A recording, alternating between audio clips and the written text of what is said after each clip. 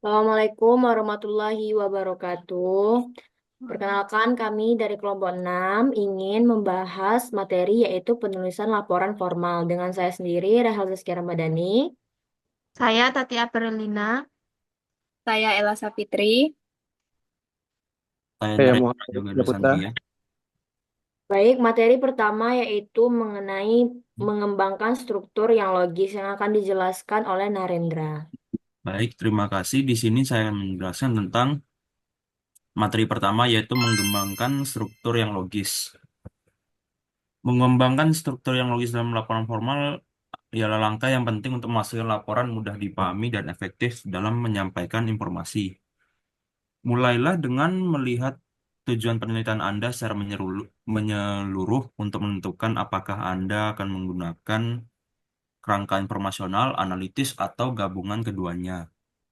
Jika tujuan umum penelitiannya adalah memberikan informasi yang ditafsirkan orang lain, kerangka informasional lebih sesuai diterapkan, meskipun beberapa bagian dari penelitian Anda perlu dianalisis untuk menekankan fakta-fakta penting.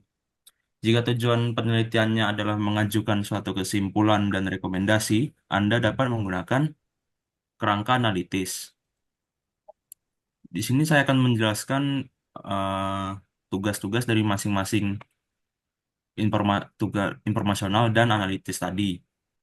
Kita mulai dari tugas informasional, yaitu suatu studi yang mengarah kepada laporan faktual dengan sedikit analisis atau penafsiran umumnya dikelompokkan atas dasar subtopik. Berikut adalah beberapa cara untuk menyusun subtopik berikut tersebut. Di sini ada 6 subtopik yang akan saya jelaskan saat masing-masing. Yang pertama yaitu urutan tingkat kepentingan. Menulis subtopik dengan urutan tingkat kepentingan berarti menyusun informasi berdasarkan skala prioritas dari yang paling penting atau berdampak besar ke yang kurang penting, atau sebaliknya. Kemudian secara berurutan, metode ini menyusun subtopik berdasarkan tingkat kepentingan dimulai dari yang paling krusial hingga yang kurang penting. Jika sedang melakukan suatu proses penelitian, Anda menyajikan informasi selangkah demi selangkah, mulai dari langkah atau tahap, satu, dua, tiga, dan seterusnya. Kemudian yang ketiga yaitu secara kronologis, subtopik diatur berdasarkan urutan kejadian dari masa lalu hingga masa kini. Pendekatan ini cocok untuk laporan sejarah atau perkembangan suatu fenomena. Ketika melakukan suatu investigasi atau serangkaian peristiwa, Anda mengorganisasi peristiwa-peristiwa tersebut. Menurut urutan kejadian atau peristiwa terjadinya seperti peristiwa yang terjadi bulan Januari, Februari, Maret, dan seterusnya. Kemudian ada yang menurut ruang tempatnya, yaitu nomor 4. Informasi disusun berdasarkan lokasi atau lingkungan tertentu. Metode ini sering digunakan dalam laporan yang membandingkan kondisi di berbagai wilayah.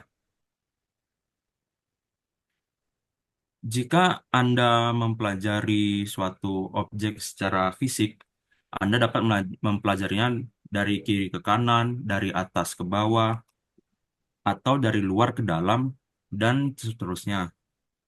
Kemudian yang kelima ada menurut geografis. Subtopik disusun berdasarkan letak geografis seperti perbandingan antar negara, benua, atau wilayah tertentu.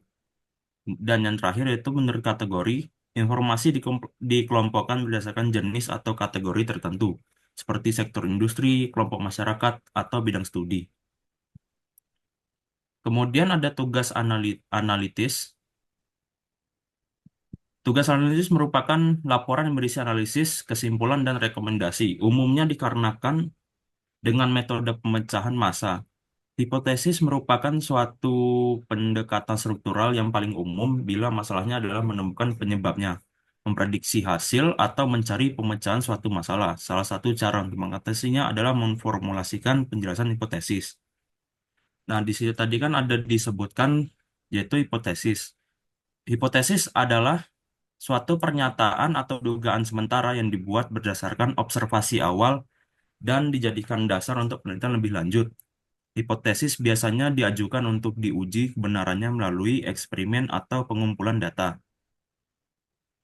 Di sini ada contoh untuk yang tugas analisis. Contoh kasusnya seperti ini. Misalnya, masalah Anda adalah menentukan mengapa perusahaan Anda mengalami kesulitan dalam mencari sekretaris yang terampil. Anda melakukan factoring terhadap masalah tersebut dengan melakukan spekulasi tentang alasan-alasannya. Kemudian Anda akan mengumpulkan berbagai informasi untuk mengonfirmasikan alasan masing-masing. Kerangka yang tercipta bisa berbentuk sebagai berikut. Mengapa perusahaan mengalami kesulitan memperoleh sekretaris yang terampil? Mungkin bisa saja satu, yaitu gaji terlalu rendah. Apakah perusahaan membayar gaji yang terlalu rendah? Atau apakah pembayaran gaji yang tinggi mempengaruhi pemilihan pekerjaan sekretaris? Yang kedua, lokasi perusahaan kurang baik. Apakah lokasi perusahaan mudah dijangkau dengan transportasi umum? Atau biaya hidup di sekitar lokasi perusahaan dapat terjangkau? Atau yang ketiga, tersedianya sekretaris yang terampil semakin menurun. Berapa jumlah sekretaris yang tersedia 5 tahun yang lalu dan sekarang? Baik, selanjutnya aturan pembagian yang akan saya jelaskan. Sendiri, yaitu pertama aturan pembagian terbagi menjadi 4. Pertama yaitu adanya aturan pembagian memilih prinsip-prinsip dasar pembagian, di mana harus mengetahui penyebab setiap masalah yang timbul dan mengelompokkan masalah tersebut dalam 2 faktor, yaitu pertama masalah yang timbul karena kesalahan manusia dan kedua yaitu timbul karena kegagalan mesin. Kedua yaitu gunakan satu prinsip setiap pembagian laporan ke dalam subtopik, di mana subtopik harus saling berkaitkan dan mendukung tujuan laporan secara logis. Selanjutnya harus memastikan alur yang jelas dan sistematis. Aturan pembagian yang ketiga yaitu setiap pembagian kelompok harus terpisah dan berbeda. Di mana prinsip ini berarti setiap subtopik atau kelompok dalam laporan harus memiliki fokus yang jelas dan tidak tumpang tindih. Baiklah, di sini saya akan menjelaskan tentang menyusun kerangka pembuka. Nah, di mana menyusun kerangka pembuka ini dapat menggunakan format kerangka yang menyajikan ide-ide. Kerangka pembuka ini memberikan kemudahan dalam melakukan investigasi. Secara umum ada 2 sistem pembuatan kerangka, yaitu satu sistem alfanum, yang kedua sistem desimal. Nah, dalam menulis kerangka, Anda juga harus memilih antara caption kerangka atau atau kerangka deskriptif, yang dimana caption kerangka tersebut membuat subjek yang alan dibahas. Nah, sedangkan caption kerangka informatif itu berbentuk pernyataan dan rangkuman.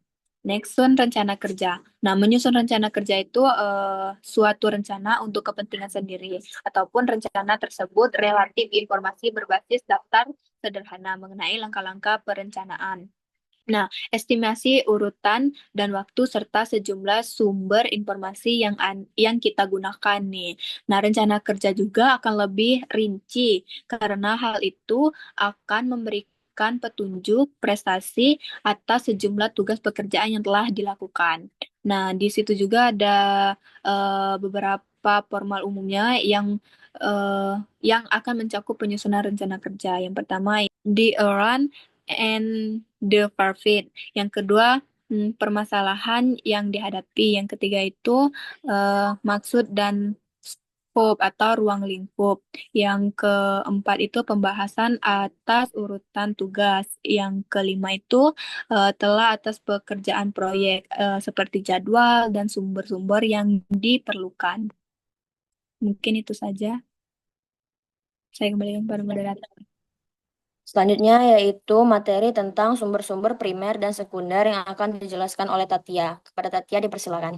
Baiklah, selanjutnya materi tentang sumber-sumber primer, yaitu adalah informasi yang berasal dari tangan pertama atau pihak yang mengalami, menyaksikan atau menciptakan suatu informasi asli yang belum diubah atau dianalisis orang lain. Nah, ada 4 cara untuk mengumpulkan data primer, yaitu yang pertama adalah dokumen. Contohnya itu laporan penjualan, laba rugi, neraca saldo, kebijakan-kebijakan, dokumen resmi pemerintah.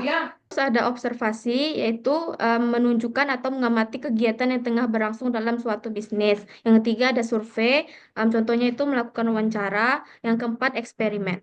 Terus ada sumber-sumber sekunder, yaitu adalah data yang sudah dikumpulkan, diolah atau dianalisis oleh orang lain. Semakin berkembangnya teknologi, pasti banyak informasi yang dapat kita peroleh melalui internet maupun data-data yang tersimpan. Nah, ada beberapa alasan yang membelakangi mengapa banyak menggunakan sumber-sumber sekunder, yaitu kita hemat waktu, ketelitian, relevansi. Keempat yaitu aktivitas biaya. Baik, selanjutnya yaitu materi perhitungan statistik yang akan dijelaskan oleh Ilham. Kepada Ilham dipersilakan. Baiklah, sini saya akan menjelaskan tentang perhitungan statistik. Perhitungan statistik yaitu ada 3 metode, yaitu yang pertama ada rata-rata atau mean. Rata-rata dihitung dengan menjumlahkan semua nilai dalam kelompok, kemudian dibagi dengan jumlah item. Contohnya, 53.000 ditambah 9.000 dibagi 9, sama dengan yaitu 7.000. Bermanfaat untuk membandingkan kelompok dengan rata-rata yang lebih umum. Yang kedua yaitu median. Nilai tengah dalam suatu kelompok data setelah disusun secara menaik atau menurun. Contohnya, untuk 9 data, median adalah nilai kelima yaitu 7.500.000. Meskipun ada data ekstrim seperti 27 juta berguna ketika ada data yang berbeda jauh dari kelompok lainnya. Yang ketiga yaitu ada metode mode. Metode mode yaitu data yang paling sering muncul dalam kelompok. Contohnya, jika penghasilannya itu 8.500.000 muncul 3 kali, maka 8.500.000 adalah mode. Cocok untuk mengetahui data yang paling umum atau sering terjadi. Nah, seperti contoh tabel pada berikut ini. Baik, itu saja presentasi dari kelompok kami. Apabila ada pertanyaan, boleh dicantumkan di dalam kolom komentar.